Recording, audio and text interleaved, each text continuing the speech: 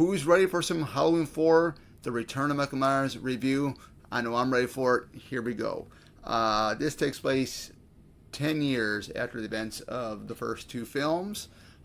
We do follow the character of Jamie Lloyd, the daughter of Laurie Strode in this one. This is also the return of Dr. Sam Loomis, played by Donald Pleasence once again. Epic performance in this as well. We got Bo Star. We have Ellie Cornell. We have Kathleen Kinmont. I had to stop and think there for a minute. We have I think it's Sasha Jensen, who plays Brady. We have, of course, Michael Myers himself, George P. Wilbur. Also, Tom Morga does play him, but was replaced by George P. Wilbur. So, this basically is how it all starts, is that Michael Myers is getting ready to be transferred from Ridgemont Sanitarium to Smith's Grove. And all hell ends up breaking loose, and Michael is on the rampage once again after 10 years.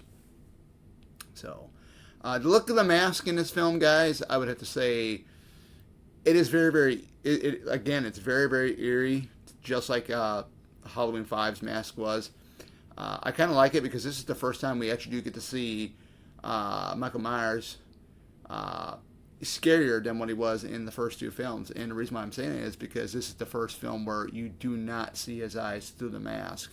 So I know I'm doing a little motion here, but that's it. The mask, to me, it never really bothered me. But there's a scene in where they're in the school where it's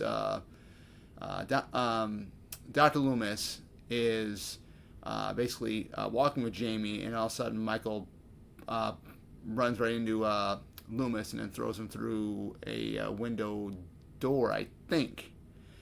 If you look closely, the mask, the hair is white, and the face on the mask is like pink. It was, I think there was some type of, I think they used that mask for some reason. I don't know why, but it never bothered me from the get-go. It never bothered me with any of that. The music is great. It's got a very, very scary tone to it. I always try not to watch this one too often because I want to keep the scare effect to it. Because, the one scene, I'm going to talk about it here in a little bit, that really, really just puts chills down my spine every time I see it. And it is the scene when they're all locked. They all locked themselves in Ben Meeker's house. Okay. When Deputy Logan is sitting in a chair and Rachel comes up, I think comes downstairs to talk to him, and she's talking to him, and all of a sudden in the blacked out hallway in the distance, you see part of the mask, of Michael's mask, and then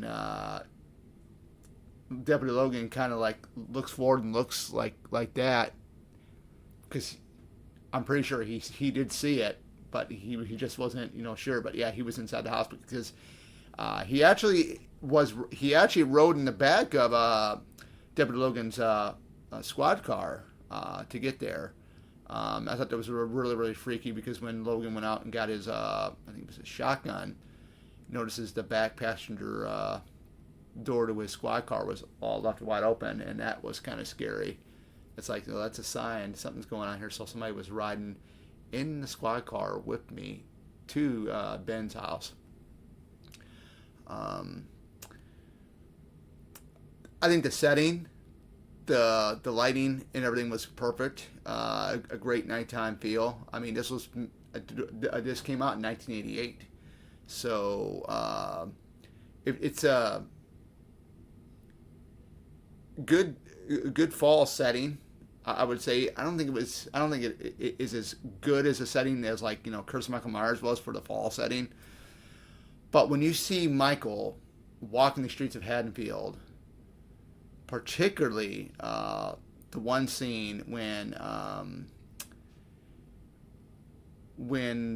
the sheriff puts out a puts out a puts out a curfew for everybody.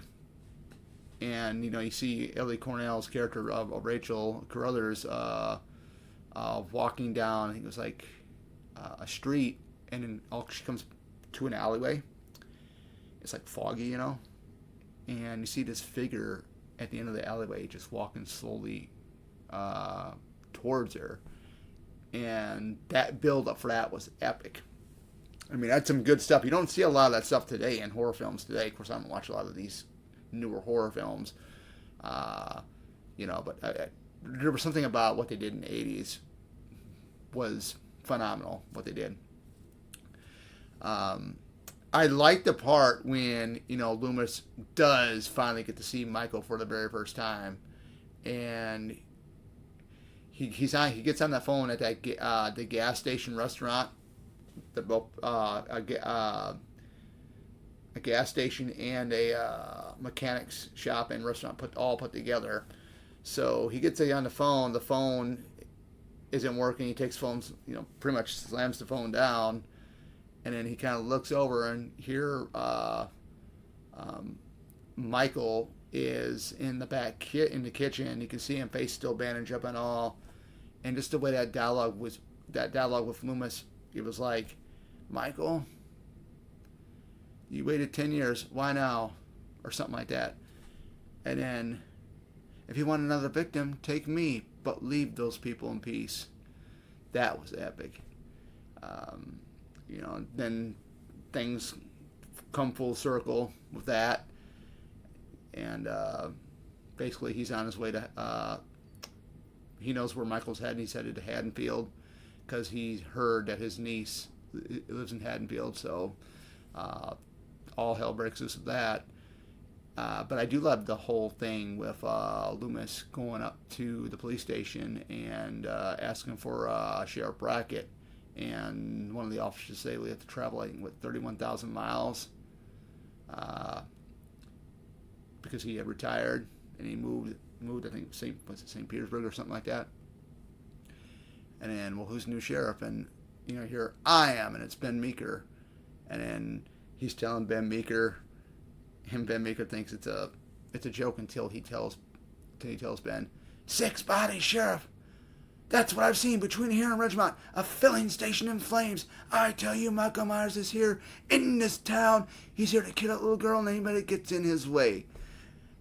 And then the Meeker's trying to calm him down. Well, it's true, Sheriff. And that was epic. I mean, that's one thing I've always liked about the Thorne trilogy is with Donald Pleasence. That's the only reason why I watch him is because of Donald Pleasence. But in this one, it was epic. Even towards the end, the grand finale, when he's saying, no, no, no. And I think you guys kind of know what I mean by that. It's what has to do with Jamie near the end of the film. My favorite kill in this film, I thought it was pretty creative what they did with Kelly Meeker, the shotgun going right through her. So you think it's Deputy Logan sitting in the rocking chair, but it's not. And that was really, really creepy because she comes with a tray of hot chocolate or something, and she's talking to him, and this person is in the chair just rocking holding the shotgun like this, or a rifle or whatever it is. I think it was a 2-barrel shotgun, just rocking like that, So right when she takes a match, and this is when the music, I love that eerie music, is right when she lights that match and puts it on the candle wick to light the candle, right in the corner, here's Deputy Logan's body. That was scary. It's a great scare effect. Dwight H. Little did a great job with this film. Alan B. McElroy's script for it was really, really cool. I wish that, both of them were able to do 5, because I think Dwight H. Little and either Dwight H. Little or Alan McElroy had said that their script for 5 would have been way different from what they did with 5. But yeah. But my favorite kill, like I said, Kelly Meeker was a great one. I think the other cool one, we didn't really get to see it, but we did get to see what he was doing to Brady. With the whole the whole face thing, like moving the face. I thought that was pretty cool. We didn't get to see all of what he did to him, but that was pretty epic, pretty scary, because when he was coming up, when it was just Brady and Rachel and Jamie at the top of the stairs in the Meeker house, and everybody else is pretty much dead except for Loomis. Loomis is already out of the building. So was Meeker. Meeker's out there dealing with all the I want to say rednecks, but the lynch mob. Is that what we're calling him? Because I think that's what Meeker calls him, is a lynch mob, because his police force was totally destroyed by Michael. But the moment when you do see Michael walk right in front of the fireplace, you knew something was going to happen, and then you saw him look up. Scariest thing was almost like the way he was walking was like inhuman, like, okay. And the way he was walking up the steps, and he stops, he turns, and he looks. I believe it's over at Jamie and Rachel. And then here's Brady trying to get the shells inside the shotgun, and somehow it jams up on him, and it was able to shoot, but it shoots right when Michael grabs it, and that moment right there, right away, Brady was going to meet his demise. So very, very epic. Even the rooftop scene, that was really cool. I like that. And then the scene where Michael comes down from the roof, when Jamie's right near Rachel, because Rachel had basically fell because Michael was trying to get her. That was epic, because you saw him coming around the big evergreen bush, I think it was, and the way Jamie's yelling up and down the street, help, help, or something like that, and everything's all blacked out because he threw Bucky in the power transformers earlier in the film.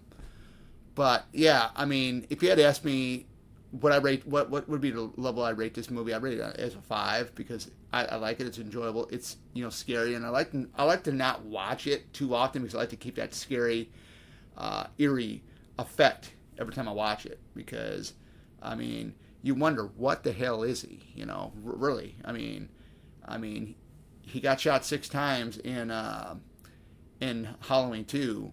I mean, he got pretty much burnt to almost a crisp in Halloween 2. But going back, it was Halloween 1. Sorry about it. It was Halloween 1 where he got shot 6 times, and he recapped that in Halloween 2.